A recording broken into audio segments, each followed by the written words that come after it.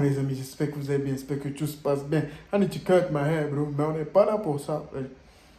J'espère que la famille, tout se passe bien pour vous, les amis. Juste un truc, abonne-toi, appuie sur le bouton rouge, lâche un like, un commentaire pour le référencement. On doit faire ce million de vues un jour. Les 100K d'abord, on doit voir ces 100K. I'm going, baby. Bon, les amis, aujourd'hui, très chaud, mon pote. C'est très chaud aujourd'hui. C'est fou. Abonne-toi, mon pote. Pour voir cette vidéo, il faut t'abonner. Like, commente, mon pote. On est là. On continue de travailler. Booba qui parle de Rof en interview. Mathias Pogba, nouvelle vidéo, les amis, sur son frère. Il explique tout. Reste jusqu'à la fin pour voir ce qu'il explique. Ouais, jeunes parents. We gonna see, bro. Pico bip ouais, ça vient de commencer. C'est les cités, ça prend pas la série. L'équipe, bon, comme d'habitude, c'est parti pour une petite vidéo actu du mardi. Ah, l'équipe, comme d'hab, c'est vidéo sur vos 500 frères sur aujourd'hui. Ouais, je te mens pas, la vidéo elle est déjà assez longue comme ça pour que je te rende fou. N'est-ce pas? Mettez un petit pouce bleu, un petit commentaire, on commence tout de suite. Ah, l'équipe, pour commencer cette petite vidéo actu du mardi, on a Weshden qui était en concert il y a quelques jours. Et ben, ses parents, ils sont venus sur scène pour lui faire une surprise. Et depuis hier, ça tourne partout. Donc, tenez, regardez l'équipe.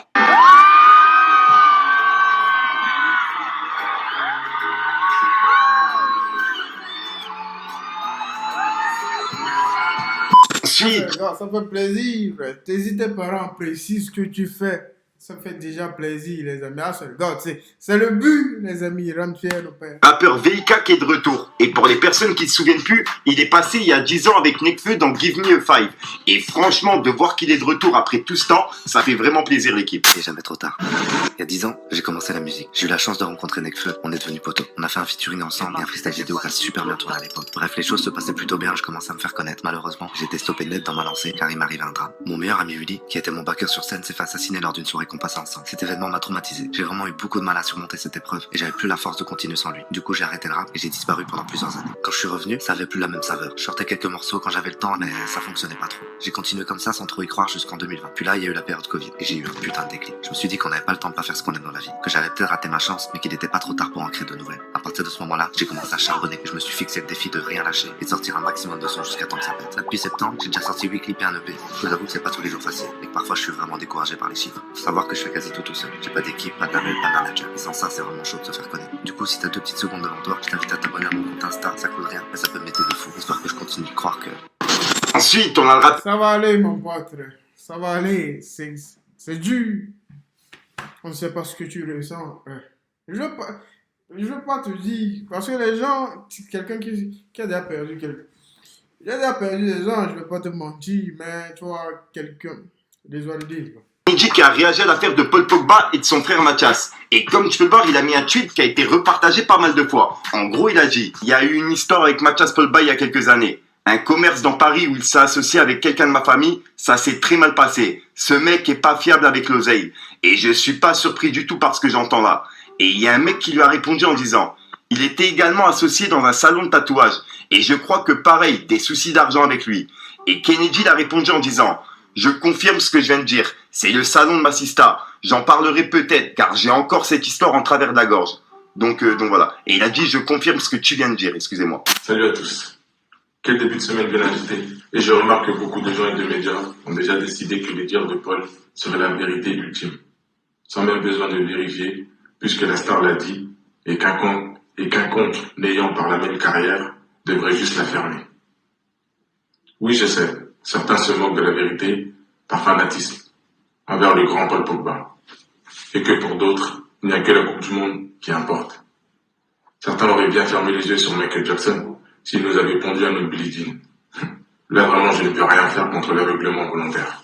Alors, je m'adresse aux autres qui veulent vraiment comprendre. Aussi, je rappelle qu'à l'origine, je n'avais fait que dire que j'allais révéler des choses. Mais au final, je n'avais encore rien révélé. C'est le petit Paul paniqué et mal conseillé qui a envoyé ses soldats en robe noire. Il est celui qui a commencé à révéler des choses de lui-même, de façon orientée et arrangée à sa sauce. Et depuis, je ne fais que répondre. Car tous ces propos de l'audition de début août, donc avant les vidéos, à la réponse de ses avocats et les réponses de ses soutiens, n'ont pour but que de traîner mon nom dans la boue. Alors je demande pourquoi se dépêcher d'affirmer que ce que j'ai à dire ne concernait que l'histoire de la sorcellerie. Parce qu'il serait difficile de parler de soi, disant un chantage dans ce cas, non? Donc, ne vaudrait pas mieux se dépêcher de marteler le grand frère, serait juste un jaloux, d'avide, d'argent, prêt à tout, cela pour le discréditer avant qu'il ne parle? N'est-ce pas à cela que servent tous les faux comptes à mon nom? Non, on n'accepte pas le complotisme ici. Le public s'énerve et accuse de trahison, sans rien savoir. Mais si le grand frère a été obligé de s'exprimer publiquement, sous peine de perdre sa vie ou sa liberté, du fait que son petit frère le voulant mort ou en prison, n'est-ce plutôt pas le petit frère qui aurait trahi le grand frère? Ou bien, est-ce moins grave, parce que lui c'est une star mondiale, et donc moi un humain lambda, et tous ceux comme moi devraient accepter de mourir en silence pour la gloire du prodige? Injuste. Bien sûr, certains le souhaiteraient, mais désolé, je ne suis pas d'accord. Faites-le vous si vous voulez, mais moi je ne le fais pas moi. Ainsi, même si vous ne le croyez pas, sans doute pas, je me bats pour ma vie et celle de ma famille, pour sortir de l'emprise et du piège de ce frère. Le monde se base sur l'apparence, pensant que tout était beau chez nous. Mais la réalité, est-ce qu'il y a une famille en souffrance et en danger à cause de mon frère, qui à cause de l'argent et de la célébrité a perdu la notion de la réalité? La vraie. Les gens parlent de régler les choses en famille. Mais si ce frère ne veut pas parler et s'obstine à détruire la famille, quel choix me reste-t-il? Ainsi, la seule voie de survie que j'ai, c'est de dévoiler ses mensonges et son imposture. C'est pourquoi j'ai confirmé sa sorcellerie, car ce qui importe ici, ce n'est pas que cela marche ou non, ou que vous n'y croyez ou pas. C'est plutôt ce que cela implique comme méchanceté de la personne, car ces pratiques exigent que vous fassiez des mauvaises choses pour leur rituel avec une volonté de nuire. Aussi, j'en profite pour demander, Paul n'avait-il pas nié à la base d'avoir recours au marabout? Alors pourquoi a-t-il reconnu cela aux enquêteurs? Pogba confie aux policiers avoir déjà payé un marabout de son entourage pour se protéger des blessures. Source France Info. Ok. Et se protéger des blessures, nécessite-t-il de payer des millions d'euros à ce sorcier durant toutes ces années? Millions d'euros, c'est quand même beaucoup pour un marabout. Millions, je suis pas trop sûr. Millions, c'est beaucoup. Ben, moi, je pense, de ce qu'il dit, de ce que j'ai vu, la vérité, les amis. Moi, je pense que Paul, il dit la vérité, mais pas toute la vérité. Mais son frère, il a raison. Mais je dis pas qu'il a raison sur tous les points. Il y a des trucs que Paul ne peut pas dire. Sinon, il va perdre toute sa carrière, tout. Il perdra tout, sponsor, tout. Mais Paul Pogba, il est multimillionnaire. C'est quelqu'un qui gagne énormément. Il est parmi les mieux payés au monde.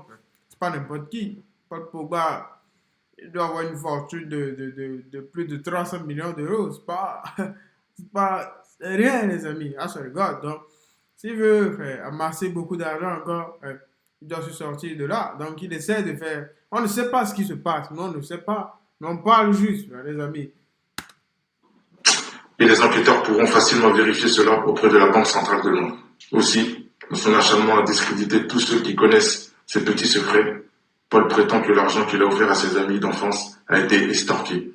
Facile à dire pour les médias, mais on fait quoi si cet argent est justifié par des documents officiels et enregistrés, et qu'il y a des preuves d'un geste consenti? On fait quoi? C'est pas pareil, n'est-ce pas, non? En tout cas, je suis content d'être soutenu dans cette épreuve. Je suis vraiment reconnaissant envers mes grands frères et tous ceux qui croient en moi. Pour finir, juste soyez un peu patient. Le dévoilement des mensonges et l'inversion des faits arrive. Pour tous ceux qui me soutiennent, pour tous ceux qui me connaissent vraiment, restez avec moi, j'ai besoin de votre force. Vous allez voir, la vérité va être dévoilée. Juste, restez, s'il vous plaît, restez, ayez la foi que j'ai raison. Vous me connaissez, vous savez qui je suis. Vous savez très bien qui je suis. Merci. On reste avec toi, on veut la vérité, nous, on s'en fout, on veut la vérité. On veut savoir, les preuves sont où? Pas de falsification, on veut la preuve. Les preuves, on veut tout, nous. On veut tout. Ensuite, il y a la deuxième partie de l'interview de Booba qui est disponible sur la chaîne Les Chroniques Sales. Et je vous invite à aller la voir. Car dedans, en fait, il a parlé des influenceurs, etc. Et même du clash avec Rof. Donc, je vous ai fait un court extrait, mais je vous invite à aller la voir en entière dans la description, l'équipe. Demain, t'as un Rof ou t'as un Caris qui tient un discours, c'est les seuls. Et tu le trouves pertinent? Pareil. C'est des grosses merdes, donc ça arrivera jamais. Je vais te la faire en bref parce qu'on va pas s'attarder sur ces grosses merdes d'influenceurs. Ah, le blata, je connais pas la. Parce que je vois des fois ils disent non mais avant ça te dérangeait pas les arnaques et tout, je connaissais pas. Le crypto, non c'est quoi, le copy trading, je connais pas. Donc avant tout ça, je savais pas. C'est en creusant. Bref, de Dubaï, on prête une montre pour un shoot là, j'ai un pote à moi, c'est ma faute, j'ai pas vérifié. Il me dit j'ai un gars qui travaille chez Richard Mille, il en a une la violente, tête de mort et tout. Je lui dis pas, je vais faire une séance photo, je vais me mettre tiens, sauf que c'est une fausse. Moi je vérifie pas, je m'en bats les couilles, je suis en confiance, je vais à TPMP avec. Bref, je mettais des fausses montres, on le saurait. Bref, c'est ma faute, je me fais péter. Sur Fake Watch, machin. Le gars blata, il arrive. Bâtard, t'as mis une fausse montre, je vais te faire. Je dis que s'y arrive, toi. Il me dit, je vais te faire. En fait, tout part de là. Moi, je suis tranquille. Et tu veux me faire, bah, je vais te faire, frérot. Il me dit, en plus, j'ai même posté l'audio. Il me dit, mais je sais très bien, frérot, c'est pas ta montre, t'es un bête d'alibi, mais je vais te faire quand même et tout. Bah, vas-y, mais t'es tout seul sur ton combat. Puis que lui, il fait partie de toute cette clique-là, de raclure. La Magali Berda, j'entends, je sais que je commence à enquêter un peu. Je vois les posts qui sautent. Je sais que c'est Magali Berda qui fait sauter les trucs, Donc, de fil en aiguille, en fait, je rentre dans la sauce. Je découvre tous leurs trucs et tout. Et il se passe ce qui se passe aujourd'hui. Non, on en parle sur BFM. Quand j'ai compris ce qu'ils faisaient, je me suis dit, j'ai encore plus vu le diable en eux. Comment ils étaient mauvais et sans, ils ont pas d'âme, ces gens-là. Sous couvert de l'islam, etc. L'autre, elle arrive voilée, elle veut te mettre des grandes douilles avec son filtre Snap, c'est une dinguerie. Ça se fait que même là-dessus, j'ai pas l'impression que t'as reçu énormément de soutien, je crois que j'ai vu quoi, Kamel l'Ancien, que t'en as eu en off ou des gens, enfin. Ouais, pas de soutien, mais les gens ils prennent parti pour rien. Personne veut prendre de risques, personne n'ose dire ce qu'il pense. Ça c'est risqué de dénoncer ces gens-là, là? Ouais, j'ai failli pas être là aujourd'hui. Mais voilà, c'est pas les premiers à avoir voulu me faire. Je m'attendais pas à un truc aussi pro, parce qu'ils m'ont fait, comme l'autre il dit dans sa vidéo, un vrai boulot. On fait un vrai bail de, tu vois, Scotland Yard. Mais c'est le jeu. Moi, je suis pas le genre de mec, je me plains. Moi, personnellement, toi, tu veux passer au level comme ça, y a pas de problème. Moi, j'étais surpris de voir ça. Ah bah, moi, le premier. J'imagine, mais. Moi, j'ai trouvé un détective privé dans les poubelles, j'étais surpris, crois-moi.